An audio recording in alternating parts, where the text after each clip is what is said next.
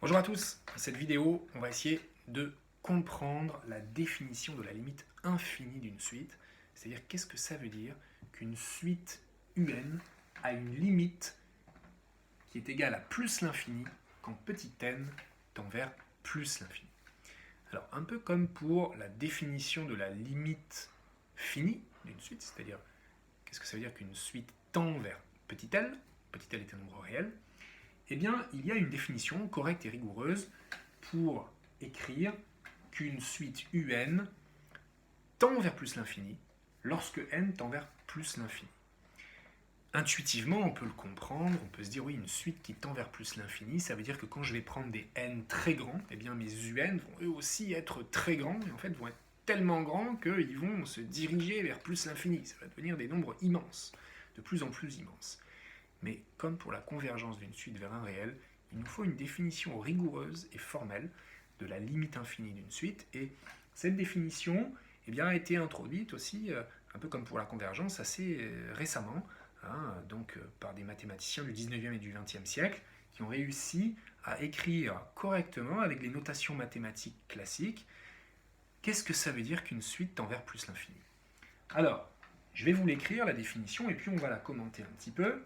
Cette définition, c'est que pour tout grand A, strictement positif, pour n'importe quel nombre positif que je choisis au départ, que je choisis en le symbolisant aussi sur mon graphique qui représente un nuage de points qui correspondent aux ordonnées, dont les ordonnées correspondent aux UN pour un petit n donné. Donc ça c'est U0, ça c'est U1, ça c'est U2, ça c'est U3, ça c'est U4, etc. Nuage de points.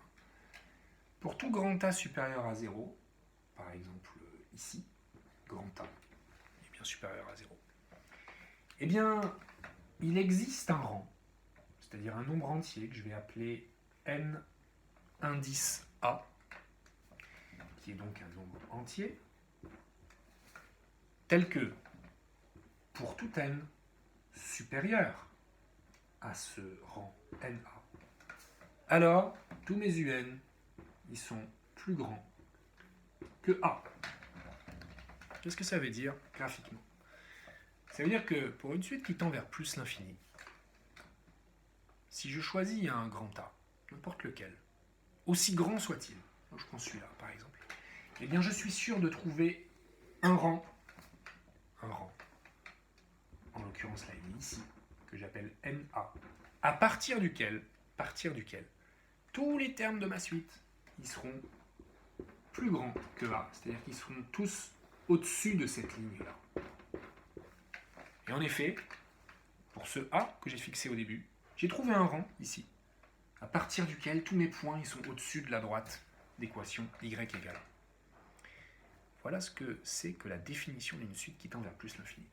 Alors si j'en prends un plus grand, un A qui est beaucoup plus haut, qui est là par exemple, eh bien là aussi je vais pouvoir trouver mon rang, mon nouveau NA, à partir duquel tous mes points seront au-dessus de la nouvelle droite.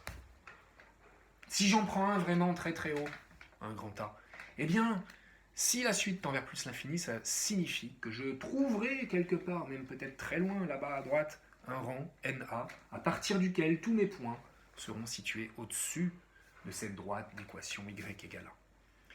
C'est-à-dire que mes UN, en fait, ils sont aussi grands que je le veux. Ils sont plus grands que n'importe quel seuil que je me fixe au départ. Voilà la définition de la limite infinie d'une suite, c'est-à-dire que limite de UN quand même tend vers plus l'infini égale plus l'infini. Application immédiate aux suites usuelles.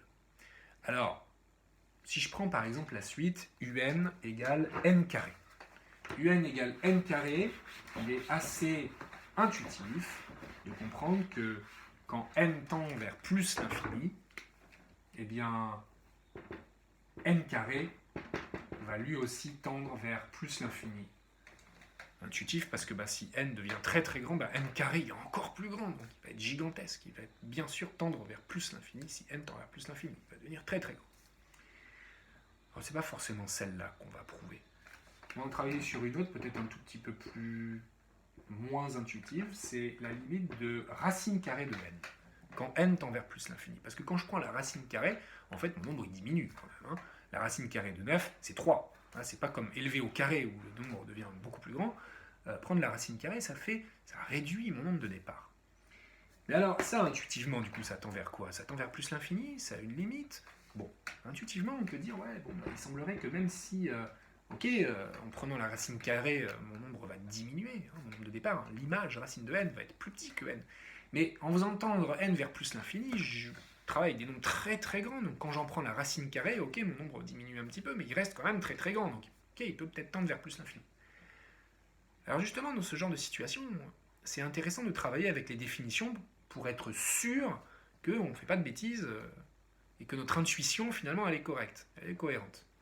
Alors on va essayer de travailler avec la définition que je vous réécris ici. Alors, je vais effacer la limite de n carré. Je vais réécrire la définition d'une suite qui tend vers plus l'infini.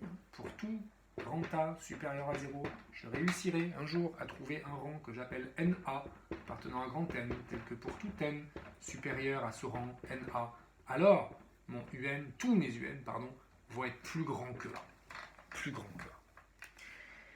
Et un petit peu comme pour la convergence, pour prouver la convergence d'une suite usuelle, eh bien, on va partir de l'inégalité qu'il y a à la fin. C'est-à-dire, on va partir de UN supérieur à A. Et on va essayer de trouver quand est-ce que ça se produit, ça. C'est-à-dire, quand est-ce qu'on a bien un UN qui est plus grand que A, pour n'importe quel A fixé au départ. Alors, on va travailler par équivalence, un peu comme si on résolvait une inéquation. UN supérieur à A, ça équivaut à, comme ici j'ai l'expression de la suite, ça équivaut à racine de n supérieure à A. Et puis, si je veux continuer ma résolution, c'est-à-dire en fait trouver n, trouver le rang à partir duquel je vais avoir quelque chose d'intéressant, eh bien, je vais me dire, bah là j'ai racine de n, moi je veux n.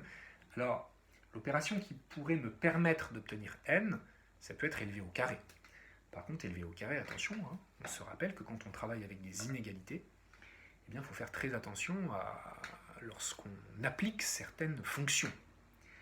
Alors la fonction carré, on a le droit de l'appliquer à une inégalité quand on est sur un intervalle précis, soit sur moins l'infini 0, soit sur 0 plus l'infini, parce que sur ces deux intervalles, on connaît très bien le sens de variation de la fonction. Je vous rappelle que la fonction carré, c'est une parabole, elle est représentée par une parabole. La fonction carrée, elle est strictement décroissante sur moins l'infini 0, et elle est strictement croissante sur 0 plus l'infini. Et là, je vais me poser la question, en fait, sur quel intervalle je suis. Ici, j'ai une inégalité où, à gauche, j'ai un racine de n, et puis à droite, ici, j'ai un a. Et en fait, mon a, rappelez-vous, je cherche comme étant positif, et puis mon racine de n, c'est bien sûr un nombre positif. Donc ici, je suis sur l'intervalle 0 plus l'infini. Et comme je suis sur l'intervalle 0 plus l'infini, j'ai le droit d'appliquer ma fonction carré. Okay, et le fait de l'appliquer, comme je sais que c'est une fonction croissante sur l'intervalle 0 plus l'infini, eh bien ça signifie que je ne vais pas changer le sens de l'inégalité, c'est-à-dire que ceci va être équivalent à n supérieur à a carré. Qu'est-ce que j'ai fait? J'ai appliqué la fonction carré à gauche et à droite de mon inégalité. Et donc la justification ici, c'est car la fonction carré, elle est strictement croissante sur l'intervalle 0 plus l'infini. Je suis parti de un strictement plus grand que a. Eh bien, cette inégalité-là est équivalente à n strictement plus grand que a carré. Qu'est-ce que ça signifie? Ça signifie que j'ai trouvé un rang à partir duquel je suis sûr d'avoir tous mes un qui seront plus grands que a. Ce rang, eh bien, c'est a carré, tout simplement. Si je veux être, encore une fois, un peu plus rigoureux, je me dis qu'un rang, c'est un nombre entier. Que a carré, en étant parti d'un nombre a qui n'est pas forcément entier, mon a carré n'est pas forcément entier, donc j'aurai besoin encore de ma petite fonction partie entière pour transformer mon nombre pas forcément entier en un nombre entier. Donc si je réutilise la définition ici, on va constater qu'elle fonctionne pour cette suite racine de n. Pour tout grand A supérieur à 0, il existe bien un rang NA appartenant à grand N. Et ce rang-là, je vais le détailler, ce rang NA, eh bien c'est grand A carré. Mais on a dit, c'est en fait le premier nombre entier supérieur ou égal à a carré. Donc c'est la partie entière de a carré. plus 1 par sécurité. Parce que la partie entière, je le rappelle, c'est le plus petit entier, enfin l'entier qui est le plus proche de mon nombre réel, mais à gauche de ce nombre réel. Par exemple, la partie entière de 1,2, c'est 1, c'est pas 2. La partie entière de 1,9, c'est 1, c'est pas 2. Donc c'est le plus petit entier inférieur à mon nombre réel. Donc, pour tout A strictement positif, je sais que je vais réussir un jour à trouver un rang entier naturel à partir duquel, pour tout n supérieur à NA, alors tous mes UN seront strictement plus grands que A. La définition de la limite infinie est respectée. Cela signifie bien que ma suite racine de n, elle tend vers plus l'infini quand petit n tend vers plus l'infini.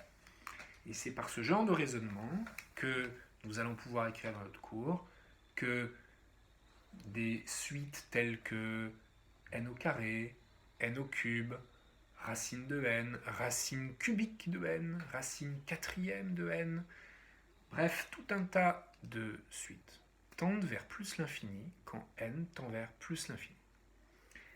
Alors, il existe une définition similaire pour des limites infinies, mais des limites quand n tend vers plus l'infini qui sont égales à moins l'infini. La définition est presque la même, sauf qu'en fait notre seuil est négatif, et il s'agit pour un A négatif fixé de trouver un rang à partir duquel tous mes UN seront situés en dessous de ce seuil. Donc c'est très similaire, on ne va pas le faire, mais c'est la définition qui nous permettrait de prouver que des suites comme moins n carré, moins n au cube, moins racine de n tendent vers moins l'infini quand petit n tend vers plus l'infini.